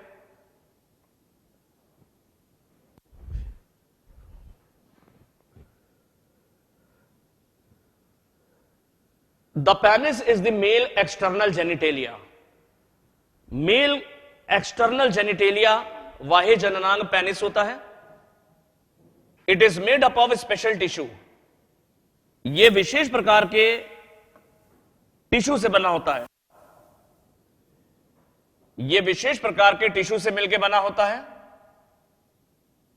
जिसकी वजह से पेनिस जो है वो इरेक्ट हो जाता है। पेनिस खड़ा हो जाता है, इरेक्ट हो जाता है, ताकि जो स्पर्म फीमेल के वजाइना में डाले जा सके, यानी इंसेमिनेशन किया जा सके। स्पर्म का पेनिस के थ्रू फीमेल के वजाइना में ट्रांसफर होना इंसेमिनेशन है। पेनिस विशेष प्रकार के टिश्यू से मिलकर बना होता है जो पेनिस को इरेक्ट करने में मदद करता है, और पेनिस के इरेक्शन से मदद मिलती है। पेनिस का इरेक्शन फैसिलिटेट करता, मदद करता है इंसेमिनेशन में। गर्भाधान कहते हैं हिंदी में, यानी स्पर्म चले जाते हैं फीमेल के जेनाइटल ट्रैक्ट यानी वजाइना में। पेनिस का जो आगे वाला पोर्शन था, enlarge end of the penis, उसको कहते हैं ग्लास पेनिस। ये कवर्ड रहता है loose fold of skin. Skin के ढीले ढाले फोल्ड से कवर्ड रहता है पेनिस का आगे वाला भाग, जिसे हम ग्लास पेनिस कहते हैं। वो एक ढीले ढाले स्किन के फोल्ड से कवर रहता है, इसे फोर स्किन बोलते हैं। ये फोर स्किन कहलाता है। अभी हमने पढ़ लिया टेस्टिस के बारे में, एसेसरी डक्ट्स के बारे में। अब एसेसरी ग्लैंड्स कौन कौन सी होती हैं मेल रिप्रोडक्टिव सिस्टम में? मेल एसेसरी ग्लैंड्स में आती हैं, पेयर्ड होती है, जोड़े में होती है seminal vesicle. Prostate gland pair में नहीं होती है, सिंगल होती है, लिखा अप्रोस्टेट। और पेयर्ड होती है bulbo urethral gland, bulbo urethral glands. तो मेल एसेसरी ग्लैंड्स में आती है सेमाइनल वेसिकल, एक जोड़ी सेमाइनल वेसिकल, एक प्रोस्टेट ग्लैंड और एक जोड़ी bulbo urethral gland. Secretion of these glands, in glands से जो सिक्रीशन होते हैं तीनों से, इससे सेमाइनल प्लाज्मा बनता है। इस सेमाइनल प्लाज्मा के अंदर फ्रक्टोज यानी स्वीटेस्ट शुगर होती है, फ्रक्टोज होती है, साथ में कैल्शियम होते हैं और कुछ एंजाइम्स पाए जाते हैं। इस सेमाइनल प्लाज्मा में फ्रक्टोज होता है, कैल्शियम होता है और कुछ एंजाइम्स पाए जाते हैं। बल्बोयूरेथ्रल ग्लैंड का जो सिक्रीशन होता है यह पेनिस के लुब्रिकेशन में मदद करता है। पेनिस की चिकनाई बनी रहे ताकि जब पेनिस जो है वजाइना के अंदर इंसर्ट किया जाए तो वो आसानी से वो चला जाए। तो बल्बोयूरेथ्रल ग्लैंड्स पेनिस का लुब्रिकेशन करते हैं, पेनिस की चिकनाई को बनाए रखते हैं।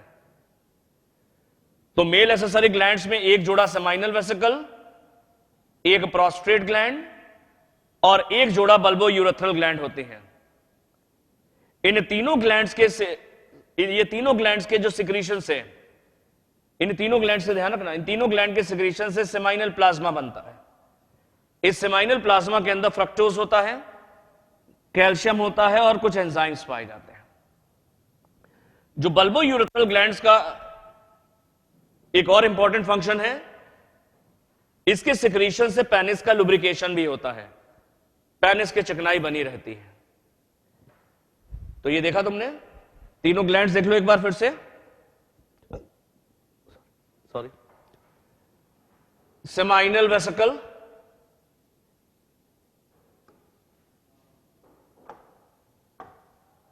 सेमाइनल वेसिकल, एक जोड़ी सेमाइनल वेसिकल है, एक प्रोस्टेट ग्लैंड है, एक जोड़ी सेमाइनल वेसिकल है, एक प्रोस्टेट ग्लैंड है और एक जोड़ी है बल्बोयूरेथ्रल ग्लैंड। एक जोड़ी है बल्बोयूरेथ्रल ग्लैंड्स। ये तो ग्लैंड्स हैं जो कि मेल रिप्रोडक्टिव सिस्टम से रिलेटेड हैं। कौन कौन सी ग्लैंड्स है देख लो एक बार फिर से। कौन कौन सी ग्लैंड्स हैं? सेमाइनल वेसिकल, सेमाइनल वेसिकल एक जोड़ी, एक सिंगल प्रोस्टेट ग्लैंड और एक जोड़ी बल्बोयूरेथ्रल ग्लैंड। इधर देख लो, ये सेमाइनल वेसिकल है एक जोड़ी, एक प्रोस्टेट ग्लैंड है ये, और एक जोड़ी है ये छोटी छोटी एक जोड़ी है बल्बोयूरेथ्रल ग्लैंड। इन तीनों ग्लैंड के सिक्रीशन से सेमाइनल प्लाज्मा बनता है, जिसके अंदर आकर के स्पर्म आते हैं। इसके अंदर सेमाइनल प्लाज्मा में स्पर्म आते हैं, स्पर्म यहां से बन के आ रहे हैं टेस्टिस से। स्पर्म और सेमाइनल प्लाज्मा मिल करके सीमेन बनाते हैं। जो स्पर्म से यानी मेल गैमेट जो कि टेस्टिस से आ रहे हैं, और सेमाइनल प्लाज्मा किसने बनाया? सेमाइनल प्लाज्मा बनाया सेमाइनल वेसिकल, प्रोस्टेट और बल्बोयूरेथ्रल ग्लैंड ने। ये दोनों चीजें मिलकर के क्या बनाते हैं? ये दोनों चीजें मिलकर के बनाते हैं सीमेन। हिंदी में वीर्य बोलते हैं, वीर्य, सीमेन यानी वीर्य। तो मेल रिप्रोडक्टिव सिस्टम से रिलेटेड जो ग्लैंड्स हैं, एक जोड़ी सेमाइनल वेसिकल, एक प्रोस्टेट ग्लैंड और एक जोड़ी बल्बोयूरेथ्रल ग्लैंड। इन तीनों मिलकर के सेमाइनल प्लाज्मा का सिक्रीशन करते हैं। स्पर्म और सेमाइनल प्लाज्मा मिलकर बनाते हैं सीमेन। बल्बोयूरेथ्रल ग्लैंड पेनिस का लुब्रिकेशन भी करते हैं। इनके सिक्रीशन से पेनिस का लुब्रिकेशन, ताकि वजाइना के अंदर ये आसानी से इंसर्ट हो जाए। आगे देखते हैं some important points. Male reproductive system या मेल रिप्रोडक्टिव ऑर्गन से रिलेटेड कुछ महत्वपूर्ण बातें हैं जो एनसीईआरटी में नहीं दे रखी हैं, लेकिन हमको पढ़ना है, जरूरी है, पढ़ लेना बेटा। थोड़ी सी बातें हैं, इंपॉर्टेंट है, लेकिन एनसीईआरटी में इनका रेफरेंस नहीं है, लेकिन पढ़ लेना, आती हैं। सबसे पहला पॉइंट है टेस्टीज एंड ओवरीज। जो टेस्टीज और ओवरीज होती हैं, ये इनकी ओरिजिन मीजोडर्मल है, यानी ये मीजोडर्म से बनी होती है। टेस्टीज और ओवरी की ओरिजिन क्या है? ये मीजोडर्मल है। दूसरी चीज देखो, क्रिप्टो ऑर्किडिज्म। ये क्या होता है? कुछ ह्यूमन बीइंग्स में होता है कि ये जो टेस्टीज हैं वो एब्डोमेन से डिसेंड डाउन नहीं करती, नीचे नहीं आती। एक टेस्टीज भी हो सकती है या दोनों हो सकती हैं। वो एब्डोमेन से नीचे नहीं उतरती और स्क्रोटम में नहीं आती, यानी स्क्रोटल सैक में नहीं आती। टेस्टिस एब्डोमेन में ही रहती हैं, नीचे नहीं उतरती। इस प्रॉब्लम को कहते हैं क्रिप्टोर्किडिज्म। क्रिप्टोर्किडिज्म कहते हैं। इसका सही करने का तरीका है, एक सर्जिकल मेथड है, उस सर्जरी के द्वारा यह सही हो जाता है, उसको ऑर्किडोपेक्सी बोलते हैं। ऑर्किडोपेक्सी, ऑर्किडोपेक्सी एक सर्जिकल तरीका है, सर्जरी करते हैं, जो एब्डोमेन में टेस्टिस है उनको नीचे उतारा जाता है स्क्रोटम में, यानी स्क्रोटल सैक में।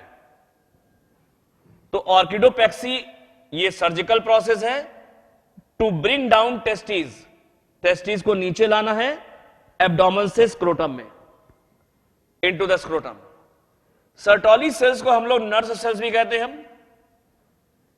ये न्यूट्रिशन प्रोवाइड करती हैं, इनको नर्स सेल भी कहते हैं। ये पोषण करती हैं स्पर्मेटिड्स और स्पर्मेटोजोआ। स्पर्मेटिड्स और स्पर्मेटोजोआ का पोषण करती हैं सर्टोली सेल, यानी डेवलपिंग स्पर्म का पोषण करती हैं। जो स्पर्म डेवलप कर रहे हैं उनका पोषण करती हैं सर्टोली सेल, जिनको हम नर्स सेल भी कहते हैं। ये स्पर्मेटिड्स और स्पर्मेटोजोआ का पोषण करती हैं। स्पर्मेटिड्स और स्पर्मेटोजोआ सर्टोली सेल से जाकर के चिपक जाते हैं और सर्टोली सेल उनका पोषण करती है, उनको न्यूट्रिशन देती है। तो ये स्पर्मेटिड्स और स्पर्मेटोजोआ ये जाकर के सर्टोली सेल से चिपक जाते हैं। और ध्यान रखना, ये है तुम्हारा सेमिनिफेरस टिब्यूल। हमने बताया था सेमिनिफेरस टिब्यूल में ये है तुम्हारी मेल जर्म सेल्स, यानी स्पर्मेटोगोनिया। बीच बीच में सर्टोली सेल्स होती हैं। ये मेल जर्म सेल्स है और बीच बीच में क्या है? Sertoli sales. ये है सर्टोली सेल्स, ये है मेल जर्म सेल्स। ये जो मेल जर्म सेल्स होती हैं या जर्माइनल सेल्स होती हैं, इनको स्पर्मेटोगोनिया कहते हैं। स्पर्मेटोगोनिया में मियोसिस होती है और मियोसिस से बनते हैं स्पर्म, मियोसिस से बनते हैं स्पर्म्स। इस प्रोसेस को स्पर्मेटोजेनेसिस कहते हैं। अब जो स्पर्म ये बनते हैं, ये सारी सेल्स स्पर्म बनाती हैं। स्पर्म क्या करते हैं? ड्यूरिंग डेवलपमेंट स्पर्म जो है वो स्पर्मेटिड्स स्पर्मेटोजोआ कहलाते हैं। वो आकर के किससे चिपक जाते हैं? सर्टोली सेल से। ये स्पर्मेटिड्स और स्पर्मेटोजोआ सर्टोली सेल से चिपक जाते हैं और सर्टोली सेल उनका पोषण करती है, उनको न्यूट्रिशन देती है। तो Sertoli cells are present between germinal cells. Germinal cells के बीच बीच में सर्टोली सेल्स हैं। ये सेमिनिफेरस टिब्यूल है। Sertoli cells blood testis barrier, barrier की बाधा, ब्लड और टेस्टिस के बीच में बाधा की तरह भी काम करती हैं। तो ये ब्लड टेस्टिस बैरियर भी है। इसको अलग से पढ़ लेना, बहुत ज्यादा डिटेल में जानने की जरूरत नहीं है। सर्टोली सेल एक हार्मोन सिक्रीट करती हैं। उस हार्मोन का नाम है inhibin hormone. Sertoli cell inhibin hormone secrete करती हैं। इनहिबिन हार्मोन जो है वो मेल में भी बनता है और फीमेल में भी बनता है। मेल में और इनहिबिन हार्मोन सिक्रीट करती है सर्टोली सेल्स और फीमेल में इनहिबिन हार्मोन सिक्रीट करती है ग्रेन्युलोसा सेल्स। तो इनहिबिन हार्मोन मेल और फीमेल दोनों में बनता है। मेल में इनहिबिन हार्मोन को सिक्रीट करती है सर्टोली सेल और फीमेल में इनहिबिन हार्मोन को सिक्रीट करती हैं ग्रेन्युलोसा की सेल्स। वहां पे पढ़ेंगे जब फॉलिकल पढ़ेंगे, वहां पर जो सर्टोली सेल्स हैं ये एबीपी यानी एंड्रोजन बाइंडिंग प्रोटीन्स भी सिक्रेट करते हैं। सर्टोली सेल एबीपी यानी एंड्रोजन बाइंडिंग प्रोटीन्स भी सिक्रेट करती हैं। जो लीडिक सेल्स होती है यानी इंटरस्टिशियल सेल्स, जो दो सेमिनिफेरस टिब्यूल के बीच में होती है, यहां इंटरस्टिशियल सेल, लीडिक सेल, वो सिक्रेट करती हैं एंड्रोजेंस। एंड्रोजेंस यानी मेन एंड्रोजन यानी टेस्टोस्टेरोन, यहां पर होती है लीडिक सेल्स या जिन्हें इंटरस्टिशियल सेल्स भी बोलते हैं। लीडिंग इंटरस्टिशियल सेल सिक्रीट करती है एंड्रोजन, लेकिन एंड्रोजन बाइंडिंग प्रोटीन्स इनका सिक्रीशन करती हैं सर्टोली सेल्स। क्या करती हैं? सर्टोली सेल्स एबीपी का सिक्रीशन करती हैं। तो सर्टोली सेल्स के पॉइंट्स फिर से एक बार देख लो। सर्टोली सेल्स को हम लोग नर्व सेल्स कहते हैं। ये स्पर्मेटिड्स और स्पर्मेटोजुआ का पोषण करती, न्यूट्रिशन देती हैं। स्पर्मेटिड्स और स्पर्मेटोजुआ सर्टोली सेल से आके चिपक जाते हैं और पोषण उनका होता है, वहां पे उनको न्यूट्रिशन प्रोवाइड करती है सर्टोली सेल्स। सर्टोली सेल्स कहां मौजूद है? जर्माइनल सेल्स यानी मेल जर्म सेल्स के बीच बीच में रहती हैं। सेमिनिफेरस ट्यूब्यूल की जो जर्म सेल्स होती है, ये जर्म सेल्स इनके बीच बीच में है Sertoli sales.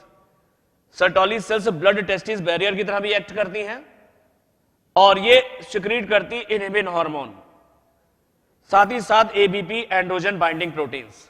Androgen binding proteins, inhibin hormone Sertoli cell के अलावा फीमेल में भी सिक्रीट होता है, वहां पर ग्रेन्युलोसा सेल सिक्रीट करती हैं। इनहिबिन हार्मोन किसको इनहिबिट करता है? ये पिट्यूटरी से, एंटीरियर पिट्यूटरी से निकलने वाले एफएसएच फॉलिकल स्टिमुलेटिंग हार्मोन को इनहिबिट करता है। तो इनहिबिन हार्मोन इनहिबिट करता है एफएसएच को। ये हम आगे पढ़ाएंगे जब हार्मोन्स पढ़ेंगे, केमिकल कोऑर्डिनेशन वगैरह पढ़ेंगे ह्यूमन फिजियोलॉजी में, वहां पर फीडबैक इनहिबिशन वगैरह बताएंगे। तो वहां पर तुम्हें एफएसएच और इनहिबिन के बारे में बताएंगे। तो इनहिबिन जो है वो इनहिबिट करता है फॉलिकल स्टिमुलेटिंग हार्मोन, जिसको पिट्यूटरी सिक्रीट करती है। एफएसएच वैसे करता क्या है? एफएसएच वैसे स्टिमुलेट करता है सर्टोली सेल को, और सर्टोली सेल रिलीज करती है एबीपी एंड्रोजन बाइंडिंग प्रोटीन और इनहिबिन। तो सर्टोली सेल्स जो होती हैं, जो ये रिलीज करती हैं, सर्टोली सेल्स क्या रिलीज करती हैं? सर्टोली सेल से दो चीजें रिलीज कर रही हैं, एबीपी एंड्रोजन बाइंडिंग प्रोटीन और दूसरा इनहिबिन। लेकिन सर्टोली सेल को स्टिमुलेट कौन कर रहा है? एफएसएच। एफएसएच जो है वो सर्टोली सेल को स्टिमुलेट कर रहा है। एफएसएच सर्टोली सेल को स्टिमुलेट कर रहा है। ये एफएसएच आता कहां से है? एफएसएच का सिक्रीशन करती है पिट्यूटरी। तो पिट्यूटरी एफएसएच का सिक्रीशन करती है, एफएसएच सर्टोली सेल को स्टिमुलेट करता है, Sertoli cell ABP androgen binding protein और इनहिबिन का सिक्रीशन करती है। तो FSH stimulates Sertoli cell, FSH Sertoli cell को स्टिमुलेट करता है और सर्टोली सेल रिलीज करती है एबीपी और इनहिबिन। और यही इनहिबिन एफएसएच को इनहिबिट भी कर सकता है। फीडबैक ये हम आगे बताएंगे, तो ये ध्यान रखना। जो टेस्टोस्टेरोन हार्मोन है, जो लीडिक सेल्स हैं, ये सेमिनिफेरस ट्यूब्यूल के बीच बीच में लीडिक सेल्स हैं या इंटरस्टिशियल सेल्स हैं, ये सिक्रीट करती हैं एंड्रोजेंस। एंड्रोजेंस में सबसे कॉमन एंड्रोजन यानी टेस्टोस्टेरोन।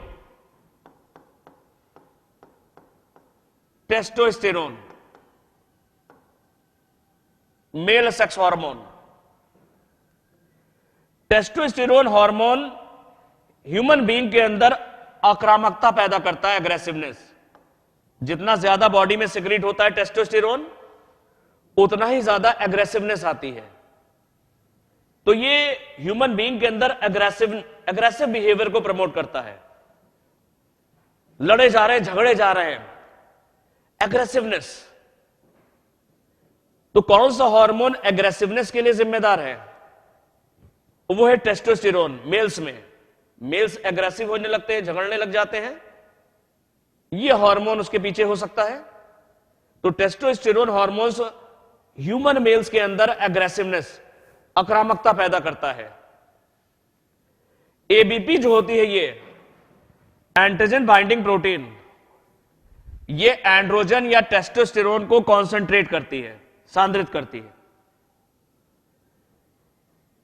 एबीपी का सिक्रीशन कर रही है तुम्हारी सर्टोली सेल्स, और टेस्टोस्टेरोन का सिक्रेशन कर रही है लीडिक सेल्स। जो एबीपी है जिसको सर्टोली सेल ने सिक्रेट किया था, वो टेस्टोस्टेरोन को सांद्रित करती है, कॉन्सेंट्रेट करती है। याद कर लेना। आगे देखते हैं। जो करेक्ट सीक्वेंस, इससे पहले भी हम तुम्हें बता चुके हैं, जो मेल एसेसरी डक्ट्स का जो करेक्ट सीक्वेंस है, हम कई बार बता दिया तुम्हें, फिर से एक बार देख लो। सेमिनिफेरस टिब्यूल से निकलती है स्ट्रेट टिब्यूल, इसको कहते हैं ट्यूबुलाई रेक्टाई। ट्यूबुलाई रेक्टाई को हम लोग स्ट्रेट टिब्यूल या स्ट्रेट टिब्यूल को हम लोग ट्यूबुलाई रेक्टाई भी कहते हैं। स्ट्रेट टिब्यूल के बाद हमने तुम्हें क्या बताया था? रीटे टेस्टिस। रीटे टेस्टिस के बाद वासा इफरेंशिया। वासा इफरेंशिया के बाद एपिडिडाइमस। एपिडिडाइमस में पहले कैपट, फिर कॉर्पस, फिर कॉडा। और कॉडा एपिडिडाइमस किस में खुल रहा है? वास डिफरेंस में। वास डिफरेंस सेमाइनल वेसिकल की डक्ट के साथ मिलकर के इजैक्यूलेटरी डक्ट बनाती है। स्पर्म इसमें स्टोर होते हैं और आगे ट्रांसपोर्ट होते हैं। ट्रांसपोर्ट होकर के स्पर्म जाते हैं यूरेथ्रा में। यूरेथ्रा जिस ओपनिंग के थ्रू बाहर खुलता है उसको बोलते हैं यूरेथ्रल मीटस, और ये बाहर आ गया, एक्सटर्नल ओपनिंग आ गई। तो फिर से सीक्वेंस ध्यान रखना। सेमिनिफेरस टिब्यूल खुलते हैं तुम्हारे स्ट्रेट ट्यूब्यूल में, इसको ट्यूबुलाई रेक्टाई भी कहते हैं। Straight tubule rete testis, rete testis vasa efferentia, vasa efferentia के बाद caput, corpus, cauda, epididymis, cauda epididymis, vas deferens, vas deferens ejaculatory duct, ejaculatory duct urethra, और यूरेथ्रा बाहर खुलता है यूरेथ्रल मीटस। स्पर्म जो है वो दो जगह स्टोर हो रहे हैं।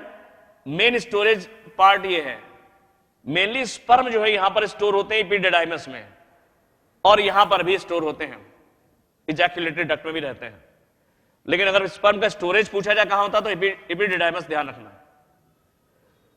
जो ट्यूबुलाई रेक्टाई है, रीटे टेस्टिस है, वासा इफरेंशिया है, ये टेस्टिस के अंदर रहते हैं।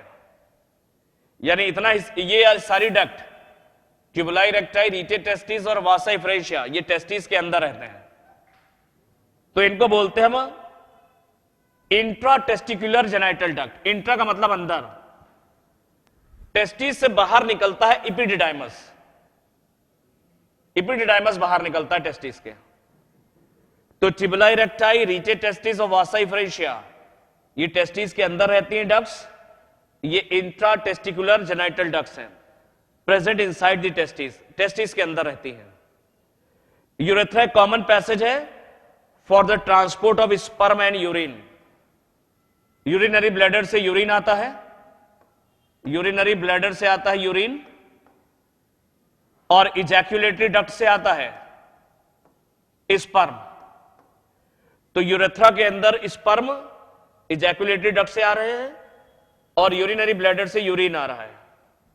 तो यूरेथ्रा कॉमन पैसेज होता है for the transport of sperm and urine, और ये ऐसा ह्यूमन मेल्स में देखने को मिलता है। ह्यूमन मेल्स में बल्बो यूरेथ्रल ग्लैंड का दूसरा एक और नाम है, इसको काउपर्स ग्लैंड भी कहते हैं। ये बल्बो यूरेथ्रल ग्लैंड, ये काउपर्स ग्लैंड भी है। हमने बताया था ये सेमाइनल प्लाज्मा भी बनाती है और साथ में पेनिस का लुब्रिकेशन करती है, इतना तो बताया था। तो add fluids to the semen, semen यानी सेमाइनल प्लाज्मा के अंदर ये फ्लूइड बनाती है, लिक्विड बनाती है। Seminal plasma, seminal vesicle, prostate gland और आपका बल्बो यूरेथ्रल ग्लैंड, ये तीनों ग्लैंड्स मिल करके सेमाइनल प्लाज्मा बनाती हैं, और उसी सेमाइनल प्लाज्मा में आकर के स्पर्म आते हैं।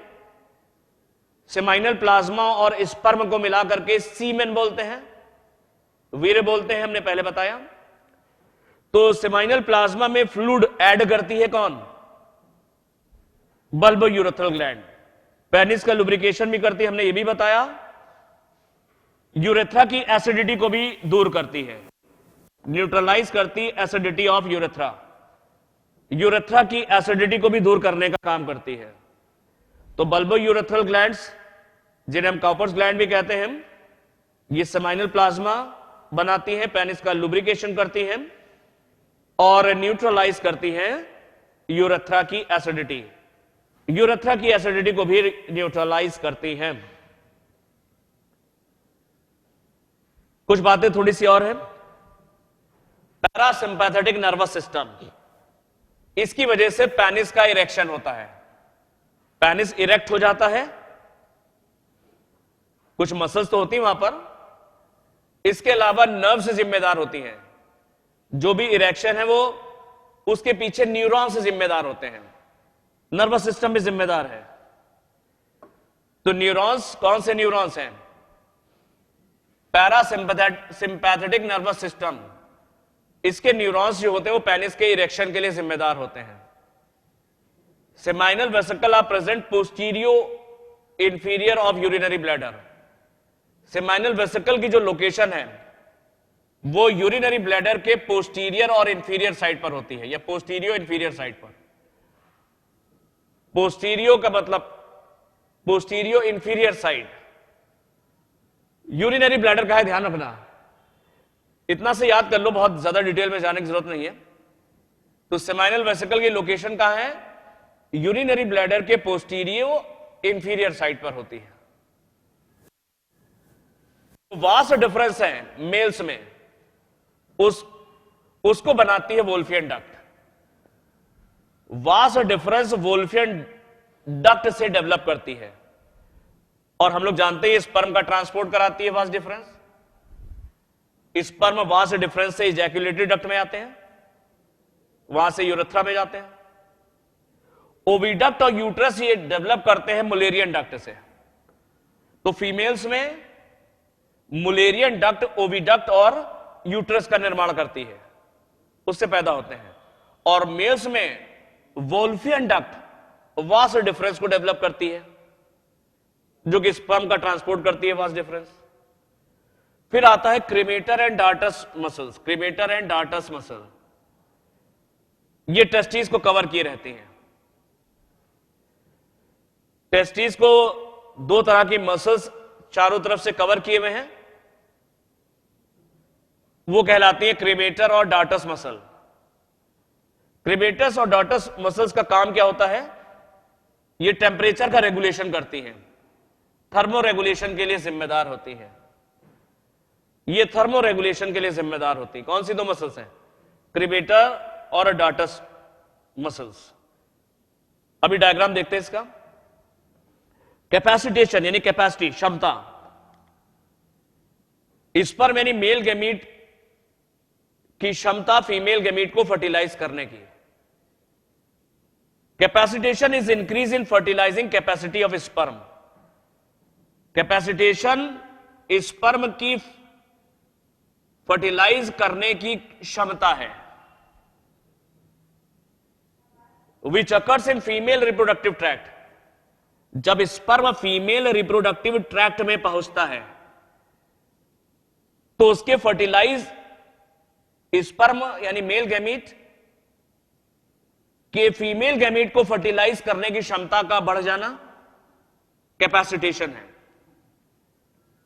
जो स्पर्म यानी मेल गैमीट होते हैं, जब फीमेल जेनाइटल ट्रैक्ट, ये सवाल आ चुका है, फीमेल रिप्रोडक्टिव ट्रैक्ट के अंदर पहुंचते हैं तो उनके फर्टिलाइज करने की जो क्षमता होती है, फीमेल गैमीट को फर्टिलाइज करने की जो क्षमता, वो बढ़ जाती है, इसे कैपेसिटेशन कहते हैं। निबन कर्ण शीथ, ये हम लोग स्पर्म के चारों तरफ देखेंगे, आगे देखेंगे। स्पर्म के चारों तरफ, स्पर्म के जो मिडिल पीस होता है, बीच वाला हिस्सा, उसमें माइटोकॉन्ड्रिया स्पाइरली लगे रहते हैं, माइटोकॉन्ड्रिया स्पाइरली लगे रहते हैं, जिस शीथ से कवर्ड रहते हैं ये, उसको हम कहते हैं निबन कर्ण शीथ।